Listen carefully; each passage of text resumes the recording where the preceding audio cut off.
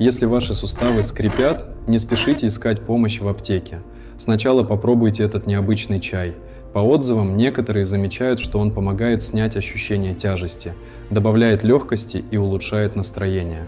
Природа в этом, конечно, знает толк. Многие отмечают, что этот чай – настоящее спасение. Сохрани, чтобы потом не забыть, и обязательно отправь маме, пусть тоже попробует.